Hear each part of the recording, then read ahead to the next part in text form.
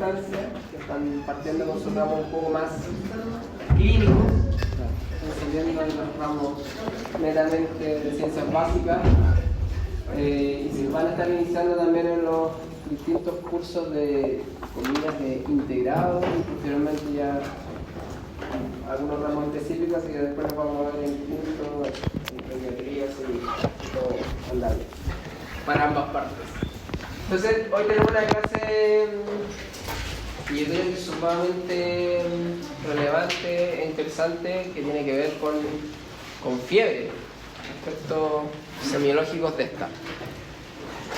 Yo les quiero hacer una primera pregunta para como romper el silencio, así como ¿quién es? Y aquí está Sana, porque el que me responda que no, voy a enseñarle las preguntas. ¿Quién alguna vez en la vida ha experimentado fiebre o sensación febril?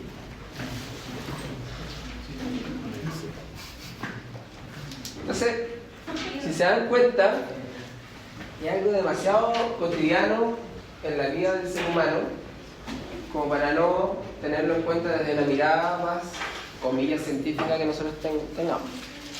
Tema número 2. Para ustedes, ¿cuánto es tener fiebre? Así como en términos... Cuando es mayor o igual a 37,5 en axilar y mayor o igual a 38 en rectal. Ya, perfecto. Y nos vamos con valores, súper te lo agradezco. ¿Cómo te llamas? Benjamín. Gracias, Benja. ¿Alguien más que piense lo mismo, que piense distinto?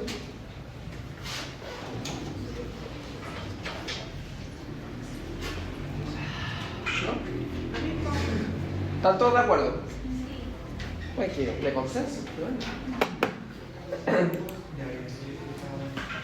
Les voy a mostrar este papiro. A veces estas clases nos hace descubrimientos bonitos. O sea, yo recordaba un poco de la historia de la medicina.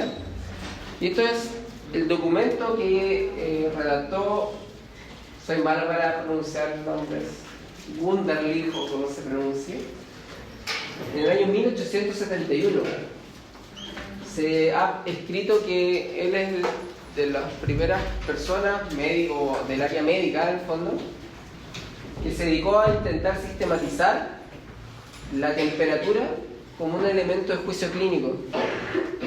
O sea, antes no es que los médicos no conocieran, no planteasen la existencia de la fiebre como un fenómeno de salud o enfermedad, pero llevarlo o intentar darle un número tiene que ver obviamente con el desarrollo de un instrumento para medir temperatura. Entonces, una vez que ya existía este equipo, él fue el primero en que se encargó de sistematizar y hacer múltiples mediciones.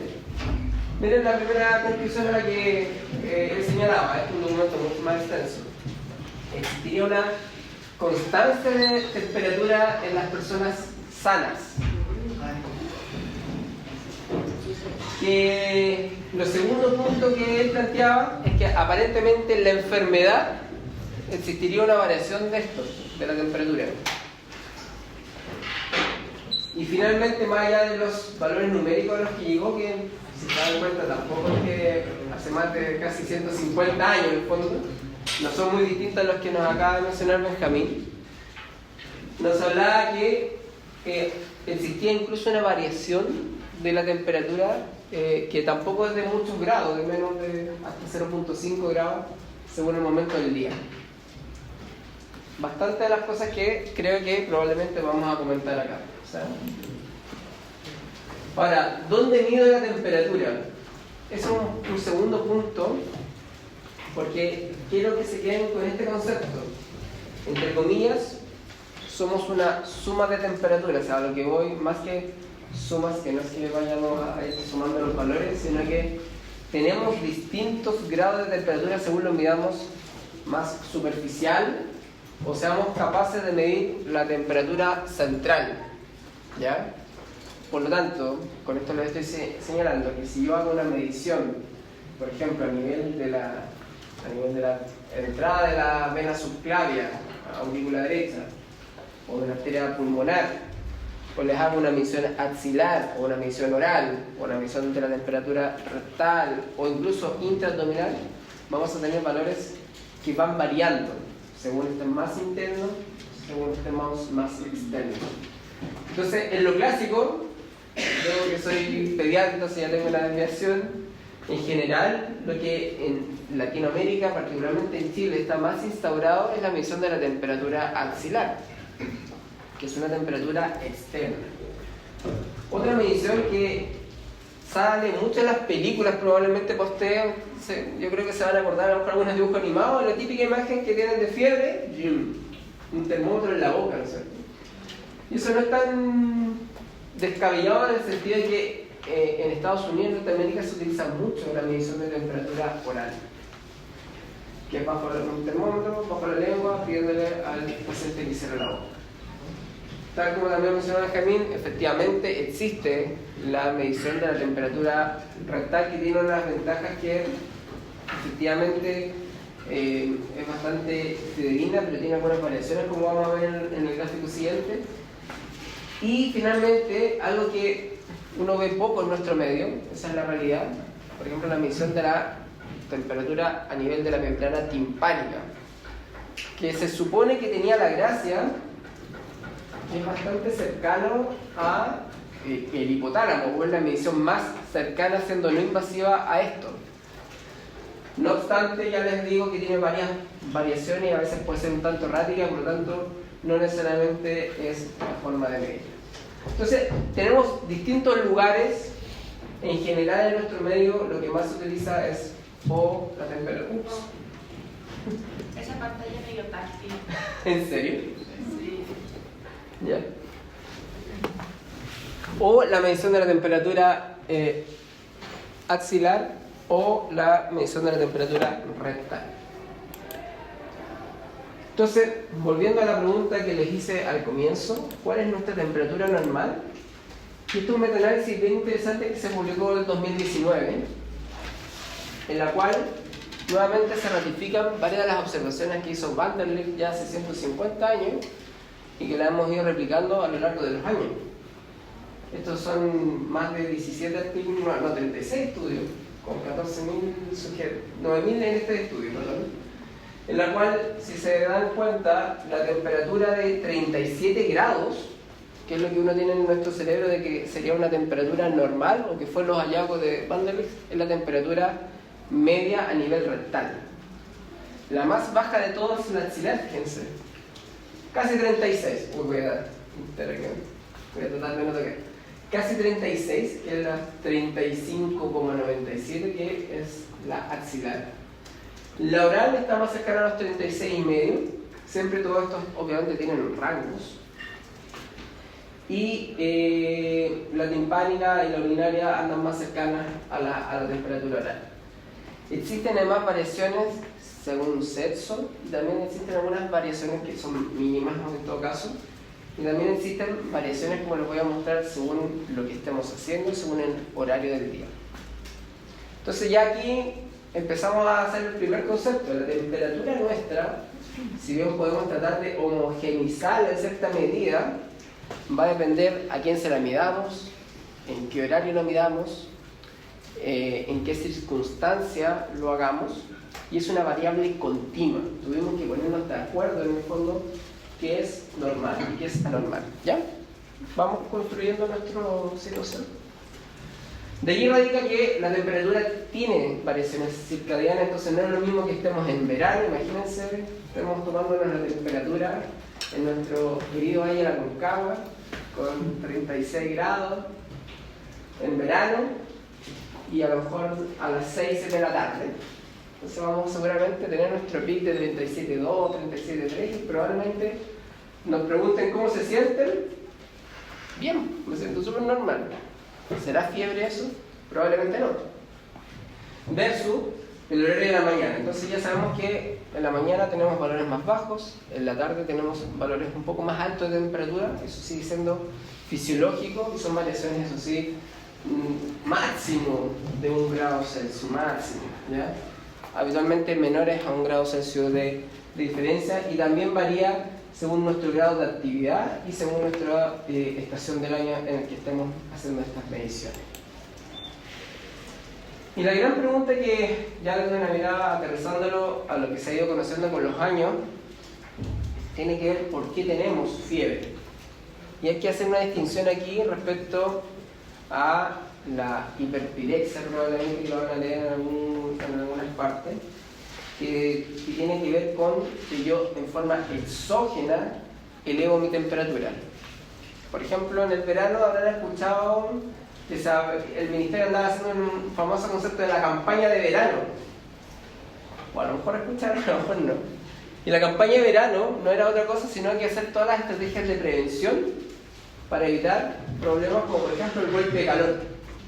Los extremos de la vida, niños y adultos mayores, no regulan también sus mecanismos, no tienen tantas formas de autonomía en cierta medida para compensar ante ciertas situaciones adversas y se ven expuestos, por ejemplo, a si es que la temperatura externa es demasiado elevada, no son capaces de desabrigarse, están en un lugar cerrado, muy confinado, y pueden hacer esta temperatura o incremento de manera exógena. En cambio, fiebre, como concepto como tal, es la modificación de este punto, que es el termostato en cierta medida, que queda a nivel de los núcleos supraópticos en el hipotálamo, y que puede tener una mediación, ya sea por productos exógenos, como por ejemplo todo lo que se conoce o identifica como DAMS o señales de productos extraños de daño a nuestro organismo y que son reconocidos por los PRR, que son estos receptores reconocedores de patrones, y que van a en cierta medida desencadenar la producción y síntesis de una serie de citoquinas, entre ellas interleuquina 1, alfa y beta, interleuquina 6, TNF-alfa, interferón. ¿Okay? Entonces son estas producción de citoquinas las que finalmente se van a traducir en esta molécula que es la prostaglandina E2, que es clave para ir a modificar a nivel de estos núcleos supraópticos, a nivel hipotalámico, esta modificación del set point hacia arriba. Y a partir de esa modificación, que pudo ser gatillado, como les decía, por productos exógenos como lo que reconoce el sistema inmune de infección, como también algunos fenómenos inflamatorios. Por eso, si bien desde el punto de vista, comillas, más clínico epidemiológico para ustedes, fiebre muchas veces se traduce por ser causada por una infección, no es sinónimo. Y aquí para la vida, yo también puedo tener fiebre gatillada por enfermedades autoinmunes o de origen reumatológico también, así como también puedo tener fiebre o incremento de la temperatura corporal causada o gatillada por cánceres. ¿Okay? Entonces aquí ya se les empieza a abrir que si bien lo más frecuente son las infecciones, y ese es probablemente lo que ustedes han vivido a lo largo de su vida, tenemos otras causas.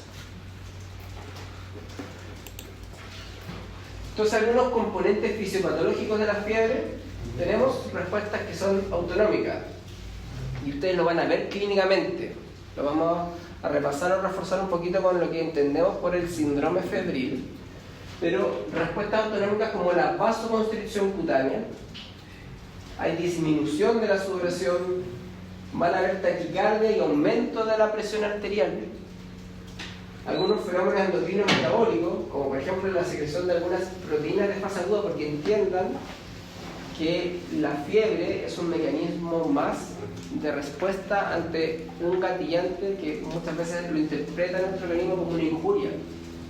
Por lo tanto, es un mecanismo casi evolutivo de respuesta. Ustedes saben lo que hacen, por ejemplo, los reptiles cuando creen que están enfermos, porque ellos son de sangre fría, ¿no es cierto? ¿Qué hacen los reptiles? ¿Ustedes saben? Por ejemplo, un cocodrilo ante alguna infección. ¿Saben lo que es? Eso. Como ellos no son capaces de desencadenar fiebre como lo hacemos los mamíferos, los reptiles, como uno de los mecanismos que han encontrado evolutivamente. De hecho, ahora se conoce que en el fondo la enfermedad gatilla cierta actividad cerebral que los hace que su conducta sea salir del agua, ponerse al sol, para que en fondo en cierta medida pueda defenderse de la injuria que están con la mano afectada. Entonces, ahí ya nos hace mucho sentido que desde la mirada evolutiva esto no necesariamente es algo malo, algo beneficioso tiene que tener. También el momento de la secreción de glucocorticoides es como una situación de estrés. Y desde el punto de vista del comportamiento, escalofríos, se gatilla los espasmos musculares, hay búsqueda de ambientes cálidos, y acá está lo que les mencionaba, perdón, no te pregunté cómo se llama. Emilia. La Emilia, anorexia, somnolencia, no me siento bien, pues. O sea, probablemente si uno se empieza a acordar de cómo nos sentimos cuando estamos con fiebre, efectivamente, con todos estos elementos de compromiso del estado general. Entonces, recapitulando, para que no vayamos consolidando conceptos, fiebre es la elevación anormal de la temperatura, gatillada por mecanismos externos o endógenos, en los cuales está asociada a una alteración en la termorregulación, como lo vimos fisiopatológicamente. Algunos refuerzan que, como el realismo mágico de la fiebre, no se modifica por las emociones, por ejemplo, ¿no? Si estemos entusiasmados, por decirlo de alguna forma, puede tener temperaturas excesivamente altas o llegar a fiebre. Y por consenso, andaba bastante cerca de lo que nosotros creemos cada vez, nos hemos ido tirando un poco más para arriba, que temperatura mayor o igual a 37.8 a nivel oral, incluso axilar, y mayor o igual a 38, lo voy a corregir después, 38.2 rectal, ¿ya?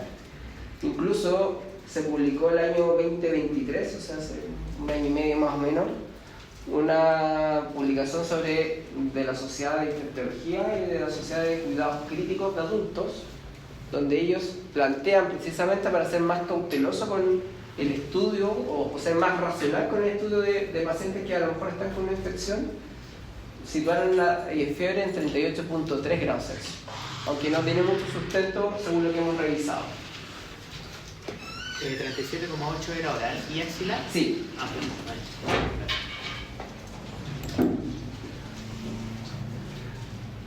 Ahora, ¿por qué estamos acá? Ya me va a salir, me brotó lo pediatra que llevo dentro, pero no es muy distinto a lo de adultos, ¿ya? Es un trabajo ya que tiene varios años, que se hizo en Reino Unido, y fíjense, después de las patologías o asociaciones a dificultad respiratoria en niños, fiebre era el segundo motivo más importante de consultas de la unidad de emergencia. O sea, es algo que nosotros como médicos nos enfrentamos prácticamente día a día. Y no es menor, porque cuando algo implica algo que probablemente han visto en salud pública, que se llaman las cargas de enfermedad, es decir, es un problema muy prevalente y que se asocia a muchos gastos en salud, no es menor. De hecho, estos son algunos datos prepandémicos, también pediátricos, donde consultaban 180.000 niños menores de 90 días al año por fiebre. Fíjense el volumen. 2.6 millones de consultas en menores de 2 años, solamente en este grupo etario, por fiebre. En menores de 90 días, muchas veces se asociaba a procesos diagnósticos, es decir, toma de exámenes y hospitalizaciones. Y en los que son mayores de 3 meses, también se asociaba a un alto uso de antimicrobianos. Entonces, es un tema importante de entender. ¿Y qué nos puede causar fiebre? Bueno, en el fondo, a lo mejor ustedes se van a ir convencidos que después de esta clase de semiología ya se van a sentir con muchas más herramientas para empezar a hacer procesos de diagnóstico. Y yo les voy a decir un poco de calma porque créanme que van a tener que ir incorporando muchos más conceptos. Pero espero que al menos les quede muy claro cómo abordarla desde un punto de vista más clínico. Y por eso yo les decía, puedo tener de manera muy importante, o lo más frecuente, es que las causas de la fiebre sean infecciosas. La mayoría de las veces son cuadros un poquito más banales. ¿Qué es lo que anda circulando ahora, por ejemplo, que han visto en las noticias? Influenza. no es tan banal como uno le gustaría, ¿ya? Porque influenza causa gripe y en ciertas poblaciones de riesgo esa gripe puede causar un cuadro grave, ¿no es cierto? Sabemos que las poblaciones vulnerables o inmunocomprometidas puede causar harto daño, pero probablemente si a nosotros nos da una gripe y más encima nos vacunamos, seguramente nos vamos a sentir mal, nos va a doler el cuerpo, vamos a tener fiebre, y se nos va a pasar en 2, 3, máximo 4, 5 días. Hace poco estuvo circulando otro virus. ¿Alguien escuchó que otro virus circulaba harto? No estuvo, pero está bien. Adenovirus es un virus que era el rinovirus, que es el famoso virus del resfrío. Y también, o síntomas respiratorios y algunas veces un poco de esa temperatura, pero un cuadro más bien banal, salvo que seas asmático y tienes una descompensación. Y eso es probablemente el escenario más frecuente al que se van a ver enfrentados. Sin embargo, van a haber algún grupo de causas que son más relevantes y lo importante es que tengamos los elementos clínicos y de sospecha diagnóstica para elevar. Y cuando ya no te va calzando el cuadro clínico de la fiebre con algo infeccioso, tienen que saber que existen todas estas categorías. Causas oncológicas, las leucemias, los linfomas y otros tumores sólidos son causas de fiebre. Vamos a ver un patrón de hecho que es característico. Enfermedades autoinmunes y obviamente algunas otras causas de enfermedades autoinflamatorias. Ya, entonces algunos aspectos semiológicos. Vamos a aterrizar un poquito más a lo que ustedes están viendo en el día a día. Cuando ustedes estén interrogando a una persona que dice tener fiebre, acostúmbrense primero. Obviamente en la semiología tratan de primero siempre partir con preguntas abiertas. Hola, ¿por qué yo soy Daniel? ¿Tú por qué vienes? ¿O por qué me traes a tu hijo? ¿O por qué me traes a tu papá, a tu mamá, etcétera? Dependiendo si es que hay autonomía. Súper abierto, como comillas, explorando motivos de consulta. Y hay gente que como que le usaran play. Y hay otros que ustedes mismos van a tener que darse cuenta que van a tener que hacer una anamnesis como casi dirigida. Ya, pero ¿por qué el atajo? ¿Y qué pasó? ¿Y qué más? ¿Y qué más? Van a tener que estar como todo el rato indagando. Entonces lo que yo les hago como ejercicio clínico es que ustedes mismos sean capaces de entender muy bien lo que les sucedió. Porque si ustedes no son capaces de entender qué diablos les sucedió, probablemente no van a ser capaces de expresarlo en una sospecha diagnóstica en su fase inicial sindromática, porque acuérdense que la gracia de la semiología es que nos permite hacer un diagnóstico sindromático. Y una vez que yo tengo un diagnóstico sindromático, probablemente ya tengo el 70% de mi diagnóstico de la enfermedad. ¿Ok? Entonces, primero, a cuantificar cuando le diga, no, es que he tenido fiebre. Ya, ok. Aclaren qué es fiebre, porque así como a veces nos ha costado ponernos de acuerdo a nosotros en medicina qué es fiebre, ¿por qué la persona va a tener que saber qué es fiebre? A lo mejor para ella 37,4 y no se sentía bien y era fiebre. Y a lo mejor en cierta medida puede tener razón, porque sería un poco más de las temperaturas normales que mencionamos. Dijimos que estábamos en 37, 37,2. A lo mejor 37,4, 37,5 sí es una fiebre leve, pero probablemente no es un problema clínico inflamatorio relevante. ¿Se entiende?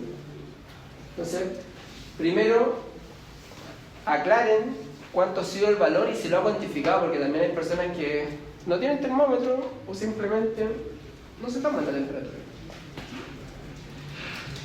Caractericen el síndrome febril. Y cuando digan caractericen el síndrome febril, es exploren los síntomas y signos que vamos a ver en la siguiente diapositiva, es decir, cuáles pudieran ser más bien los síntomas acompañantes. Siempre cuando uno explora la totalidad de la sintomatología, probablemente les va a hacer mucho más sentido. La intensidad de la fiebre relacionada a si es que se ha cuantificado o no, cómo ha sido el comienzo y la efervescencia de este cuadro, y acostúmbrense en las historias clínicas a hacer un perfil temporal de las enfermedades.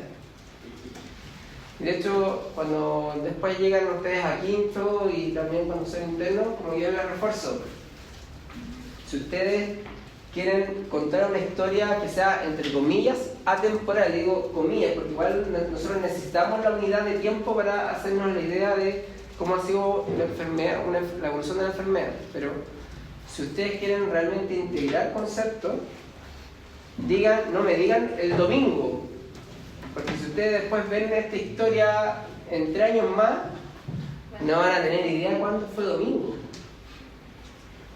¿cierto? Por ejemplo, les voy a contar rápido, sin ser latero, un caso que me ingresó ayer. Un adolescente de 15 años que tenía una historia de 4 días de evolución de fiebre. Y la mamá, en su relato inicial, era que solo había tenido el miércoles, el jueves y el viernes fiebre, pero que después había dejado de tener fiebre. No obstante, había dejado de tomar la temperatura y le estaba dando ibuprofeno horario. El niño se seguía sintiendo mal y de hecho tenía exámenes alterados, tenía una biciclopenia, parámetros inflamatorios elevados que hacían sugerir otras alteraciones. De hecho, todavía estamos pendientes del hemograma de hoy para saber si es que está con un debut de una leucemia o si tiene efectivamente o el resultado del hemocultivo por si es que está debutando con una fiebre tifoidea, que van a ver que era una causa y de hecho cada vez hay menos fiebre tifoidea. De hecho, yo no voy a decir para la fiebre tifoidea, pero tiene elementos del hemograma que sugieren esa causa.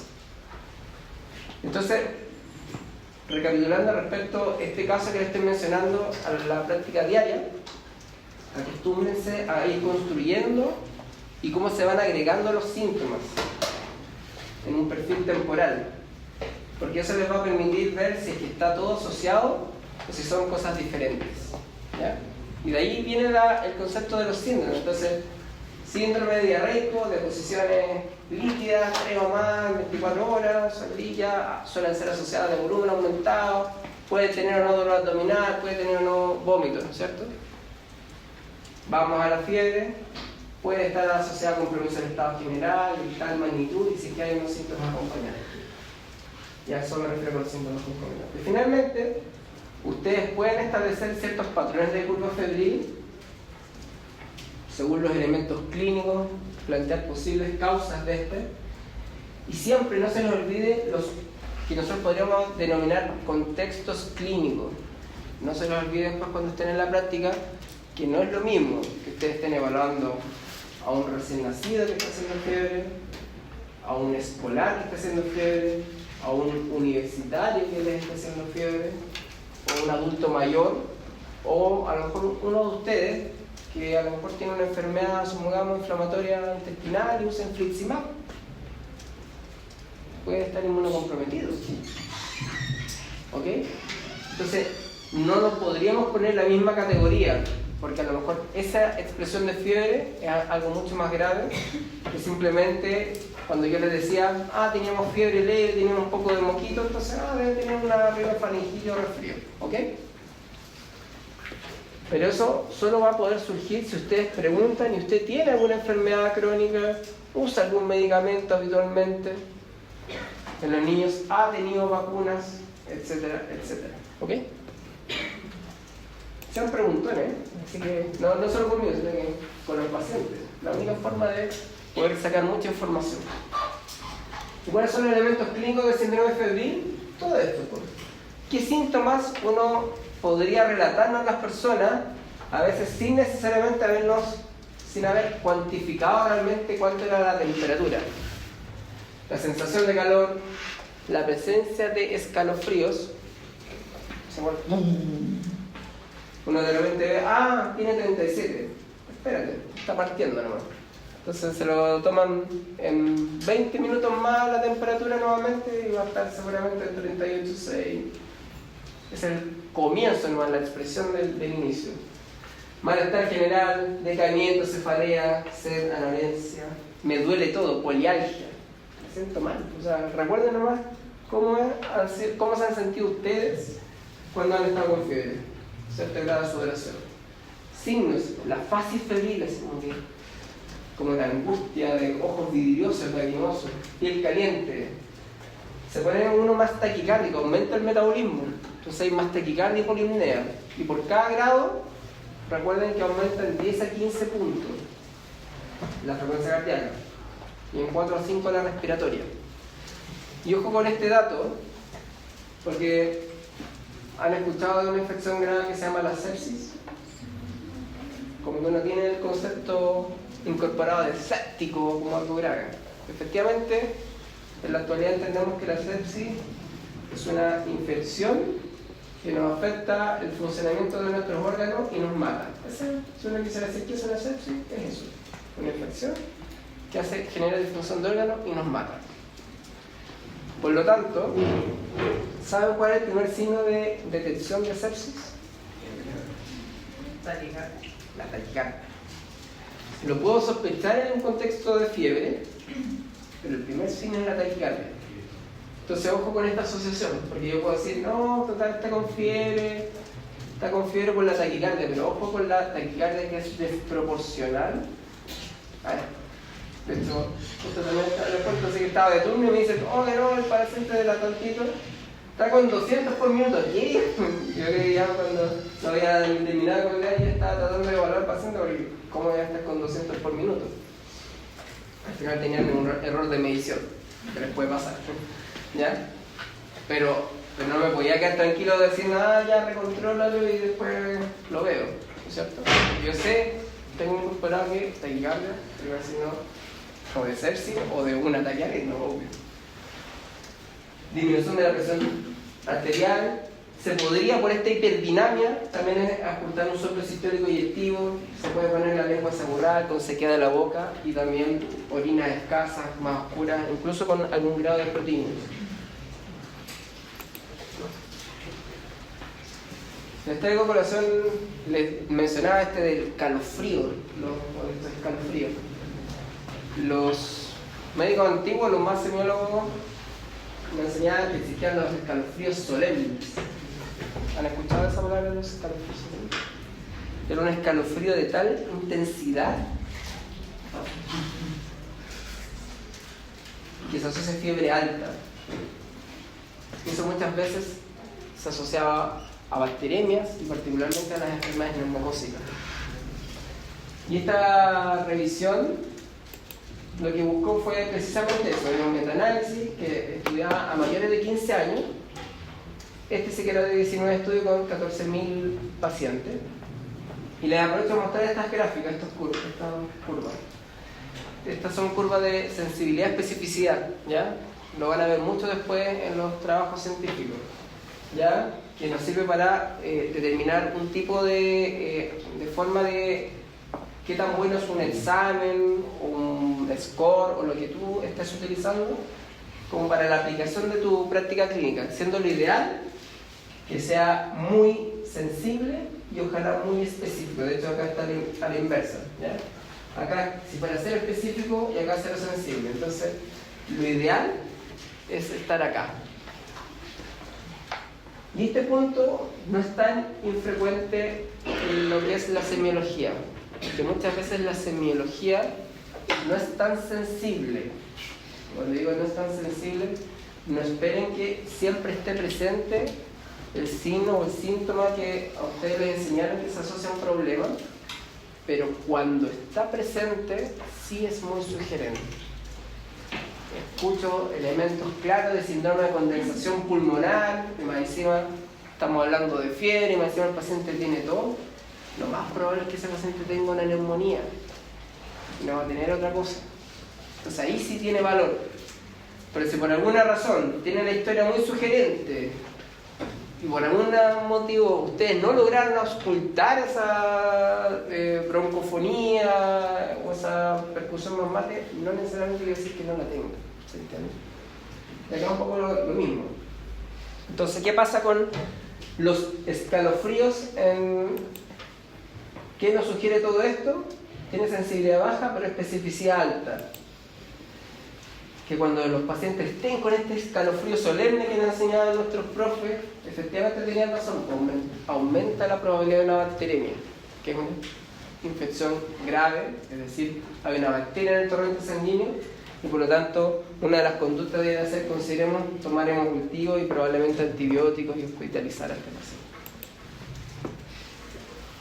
Y vamos a lo clásico, las famosas curvas febriles que tanto se recuerdan.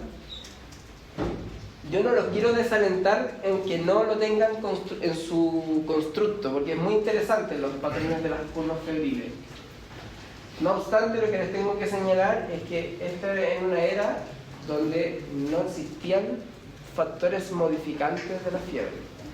Y cuando digo factores modificantes, tanto el uso de antipiréticos como el empleo de tratamientos específicos. Es decir, no piensen en que si yo estoy atendiendo o tratando una malaria, que no la tenemos endémica afortunadamente, pero es la parasitosis más importante del mundo, que mata más personas de causa parasitaria, por ejemplo.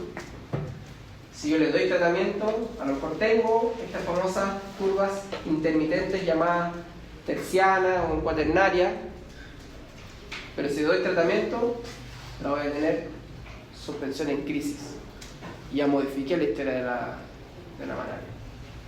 Si tengo por otro lado una neumonía neumocócica, la historia clásica era que tenía fiebre continua. Pero en la actualidad apenas detectamos la historia de fiebre, tos y alteraciones y eventualmente exámenes de sangre, radiografía, rápidamente le damos antibióticos, entonces no esperamos toda esta construcción. Entonces, fiebre remitente se entiende por esta enfermedad que va por ascensos y descensos de la temperatura sin lograr un valor de normalidad. Por otro lado, la fiebre intermitente es esta fiebre que tiene estos ires y venires con algunas variaciones, pero que logra la normalidad y suele caer en crisis. Y por ejemplo, un tipo de fiebre intermitente es la que yo les mencionaba, por ejemplo, por esta enfermedad que es la malaria, que apenas se le oferta tratamiento, ¡pum!, cae rápidamente. Incluso se puede distinguir según los ciclos porque la malaria que da en África, que es por falciparum, es la que da fiebre como intermitente pero casi diaria, versus las que tenemos más en Latinoamérica, que es como por ejemplo por VIVAX, en las cuales pueden ser más cada 48 horas, un tiempo de descanso y nuevos ciclos de fiebre, pero con patrón intermitente. Este es el patrón de la fiebre tifoidea, el que creemos que puede tener a lo mejor este paciente que les estaba contando, en los cuales tienen fiebre relativamente continua, que va más encima como en ascenso, hasta que se modifica con la terapia y da, eso sí, una remisión que se le dice enlisis. Si nos retrocedemos, teníamos esta caída en crisis que ¡pum!, tenía fiebre y rápidamente ya normalicé mi temperatura, y esto es enlisis que va progresivamente recuperando la temperatura. Fiebre continua, este era lo que yo les mencionaba, que era el patrón histórico de las neumonías neumocócicas o de las enfermedades con neumococo. Y está este otro patrón que es que es un tipo en el fondo de fiebre intermitente, que es la fiebre ética, también conocida como fiebre comillas séptica, que es muy propio, por ejemplo, de los abscesos, de las fiebres abdominales, las peritonitis. Fiebre muy alta, bajaba en algún momento normal, vuelvo a tener, como que voy controlando, pero vuelvo a tener estos patrones de fiebre. Y acá un poco les resumo estos patrones. Y aquí les comento ¿se acuerdan que hablábamos de las fiebres que muchas veces son de etiologías infecciosas, pero hay otras que no lo son? Uno de los patrones interesantes es la fiebre de Pelexter. Este patrón de fiebre, entre comillas, recurrente, porque tengo un tiempo de fiebre, llego a normalizar, pero vuelvo a tener, me siento más mal nuevamente, con fiebre, es propia de los linfomas, por ejemplo. Profe, Diga. en la fiebre remitente, si hay uso de terapia, baja pero progresivamente, no en crisis. Exactamente.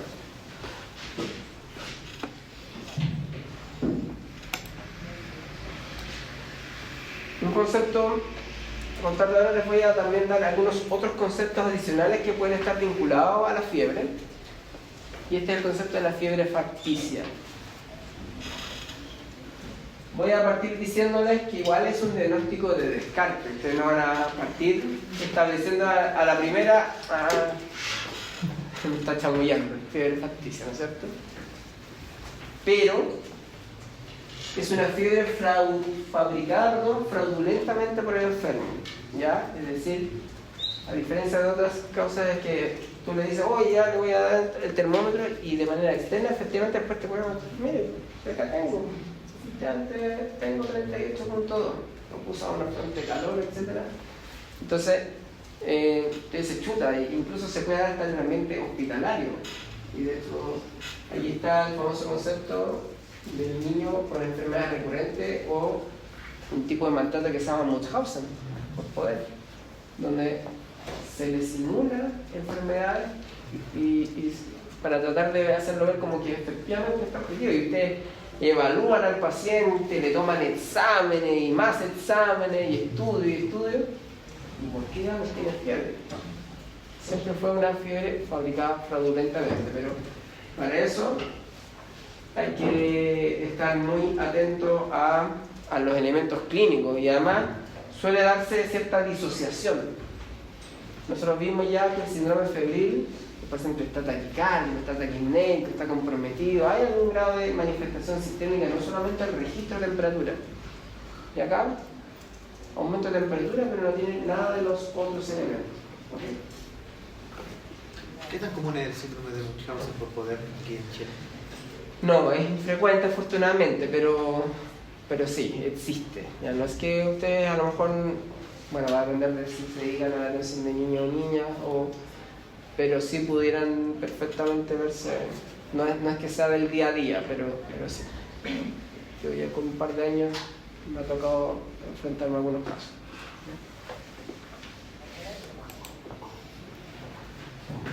Algunos conceptos en la clínica. Van a aprender también el famoso concepto de fiebre de origen desconocido.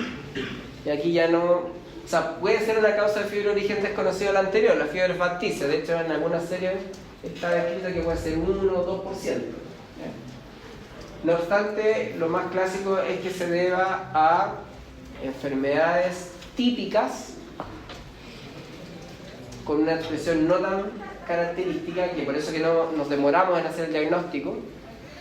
Por ejemplo, que nos cueste un poco más diagnosticar una endocarditis, o nos cueste un poquito más de lo habitual en el caso pediátrico, por ejemplo, una enfermedad por arañazo de gato, por ejemplo, o la fiebre tifoidea, si es que no lo logró sospechar desde el punto de vista epidemiológico.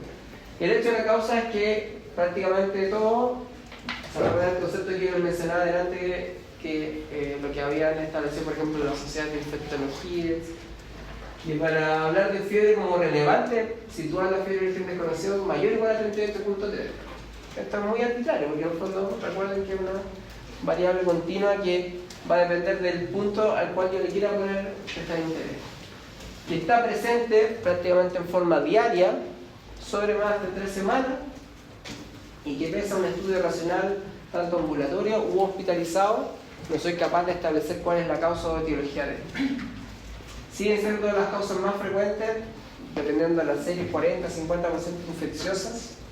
Sin embargo, aquí ya se empieza a abrir un poquito más el abanico a enfermedades de etiología autoinmune o causas hemato-oncológicas. Pero es importante que sepan el concepto de fiebre de origen desconocido. Se acuñó en primera instancia ya hace 60 años, pero ha ido variando un poquito en el tiempo, pero sin tantas variaciones como pueden ver.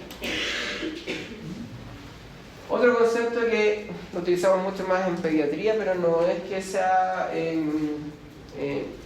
excepcional también en adultos, es la fiebre sin foco. Es decir, nos pusimos de acuerdo qué entendíamos por fiebre, que es una temperatura en este caso sobre 38 grados, y sin foco quiere decir que, a pesar de que yo ejecuté una muy buena historia clínica y fui muy minucioso en mi examen físico, no fui capaz de reconocer cuál es la causa de esta fiebre. Y aquí es importante, el estudio y el manejo siempre va a depender, en el caso pediátrico, de la edad, es decir, porque refleja en cierta medida el estatus inmunológico, y volvemos al concepto de a quién le afecta la fiebre. Y finalmente el aspecto clínico también es importante. Es decir, si uno lo quisiera resumir, ¿está bien o está mal el paciente? Porque si está mal, tengo que sospechar una sepsis bacteriana. Y si no, empiezo a pensar en todo lo demás. ¿Ok? Mi intención no era que se aprendieran todo esto, era para un poquito situar. Perdón. Consulta, ¿cómo se puede diferenciar una fiebre sin foco con una fiebre facticia? Porque al final en las dos no hay una causa aparente y en las dos no hay ningún síntoma acompañante, entonces ¿cómo uno puede decir, ya, esta cosa puede que esté mencionado en el barrio o esta cosa sí se ve complicada o no sé?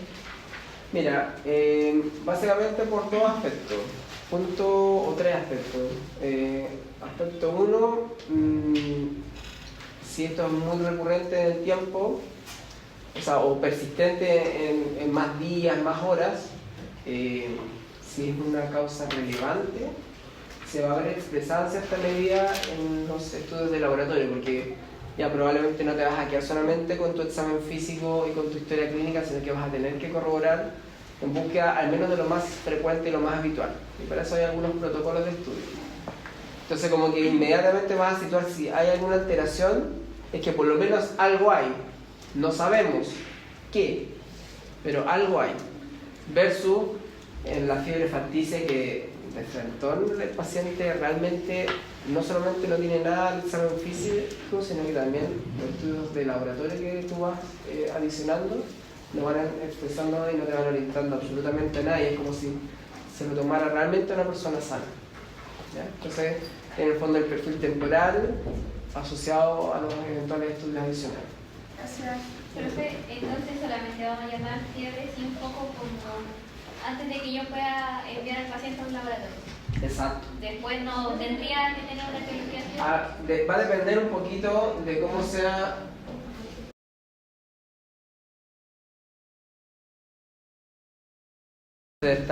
Aviso comercial, pausa. Aviso publicitario. Cuando uno habla de fiebre recurrente puede ser un concepto un poco amplio, pero casi sin excepción se traduce en que tengo algunos periodos habitualmente continuos de fiebre, llegando después a un valor normal, habitualmente por ciertos días, y luego retornar a él.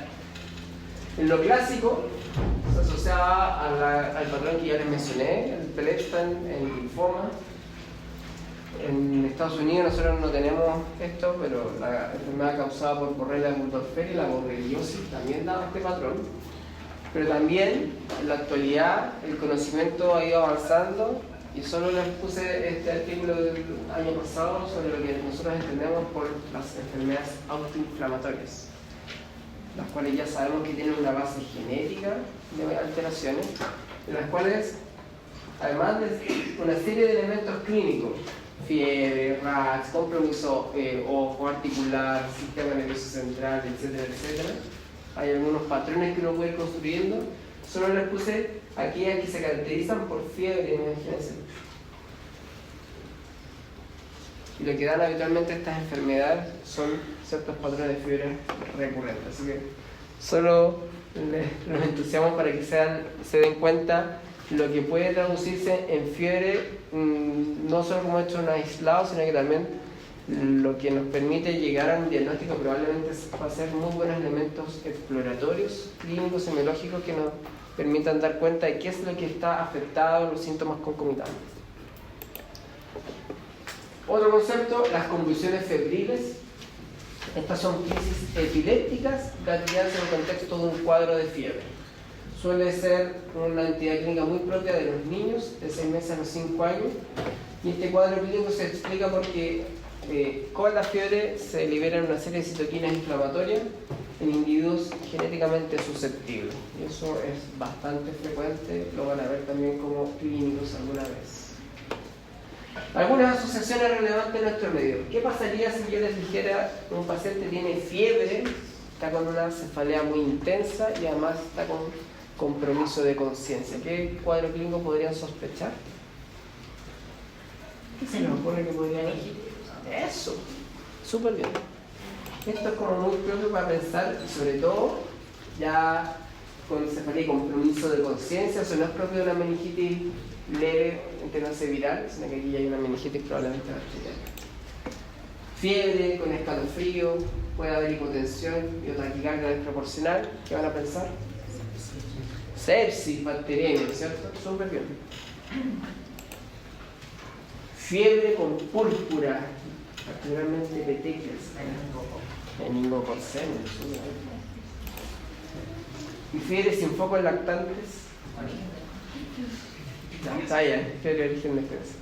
La principal causa de esta entidad clínica es una infección del tracto urinario. Porque todo lo demás suele dar más síntomas y la orina es lo que no puedo acceder clínicamente. Algunos conceptos.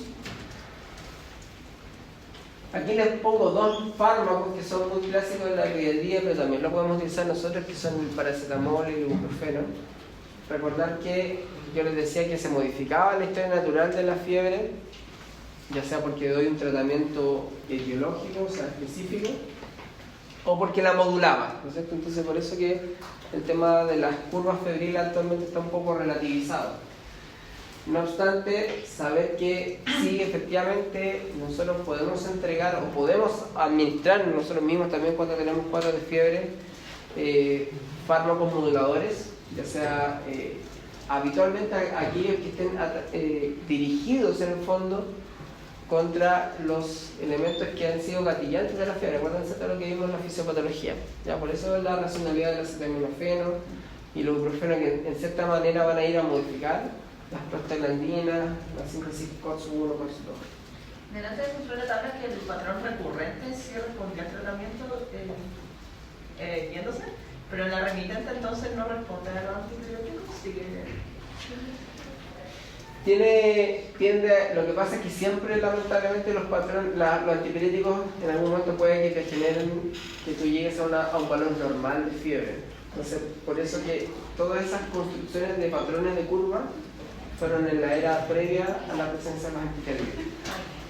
Antes era, por eso, fiebre continua. En la actualidad es poco probable que alguien te aguante estar todo el día con 39 grados Celsius. Un poco por esto. Porque efectivamente, una de las cosas que en teoría debe ser más la indicación del manejo sintomático de las fiebres es el concepto de disconfort.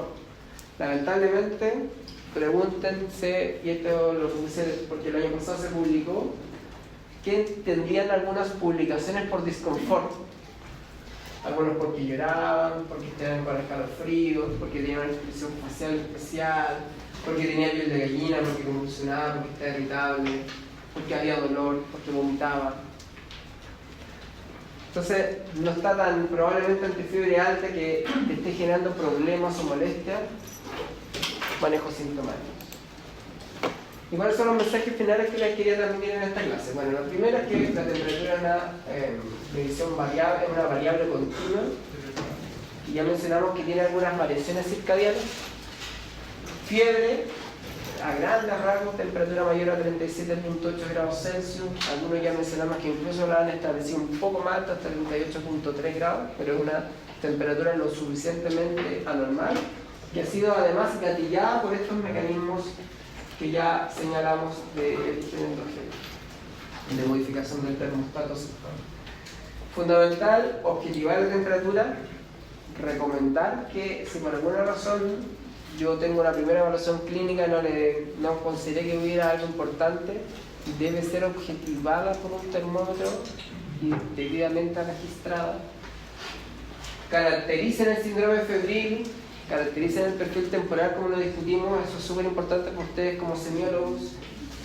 La relevancia clínica de la fiebre está dada por la repercusión clínica, recuerden que se ve mal, la sepsis, síntomas acompañantes y a quién afecta, cuál es el individuo que tiene fiebre. No es lo mismo estar, ya les dije, un inmunocomprometido, del que probablemente ustedes que son sanos. Los patrones febriles, aun cuando les recuerdo que es sin modificación, sin la historia clásica de los antipiréticos y los antimicrobianos. Y el manejo sintomático hay que recomendarlo por sobre una prescripción horaria. ¿Ya? Ustedes van a ver que muchas veces se dice dele ibuprofeno cada 8 horas por 3 días. ¿Cuál es la racionalidad de eso? Sabemos que está en la fiebre, hay una respuesta en cierta medida fisiológica ante un gatillante que probablemente sea hasta un mecanismo de defensa, ¿ya? Por lo tanto, solamente si realmente está haciendo clínicamente una repercusión, te molesta mucho y te genera disconfort. Eso pues, ¿dudas que tengan? Entonces, fiebre facticia y sin focos son ejemplos de fiebres de origen desconocido. Eso, aunque recuerda que la fiebre de origen desconocido la hemos definido en un tiempo, y ese tiempo son 3 semanas. Entonces, no necesariamente vamos a esperar las 3 semanas para catalogarla como tal, a lo mejor antes llega a la conclusión. Pero la facticia y la sin foco son parte de... son una subrama. Sí, perfectamente. Ahora, ojo que fiebre sin foco es que tú tienes fiebre y no sabes la causa después de la historia del examen físico. Y eso puede ser un contexto de fiebre aguda o la más prolongada. Sin necesariamente, insisto, llegar a las 3 semanas. Profe, en la fiebre con control continuo, si uno le daba terapia, ¿seguía con fiebre? Lo que pasa es que, insisto, las curvas, los patrones de curvas febriles que son los clásicos de la semiología, era antes de que existieran antibióticos y antes que existieran paracetamol, por lo tanto, o ibuprofeno. Si tú te das un antitérmico, casi con certeza no vas a tener fiebre continua, porque te va a bajar, se va a convertir en una comillas fiebre intermitente. Entonces, lo que habitualmente nosotros vemos en la actualidad son fiebres intermitentes. Pero, por ejemplo, la continua la podría, por ejemplo, basada en la actualidad, identificarla como una persona que tenía como la misma temperatura todos los días, no que la otra que ha subido, bajado, mantenido. Sí, o sea, la fiebre continua se caracteriza por fiebre, es decir, ya tengo sobre 38, habitualmente más cercana a 38,5, 39 grados Celsius, y con una variación, una oscilación muy pequeña, menor a 0,5 grados. Ya. Se continúa en todo tiempo. Y lo otro es el valor de la fiebre rectal era 38,2, ¿verdad? Sí, ahí lo vemos. Ya pues, espero que les haya servido. Los dejo motivados para que desarrollen sus habilidades clínicas. Nos vemos. Sí. O te lo descargo.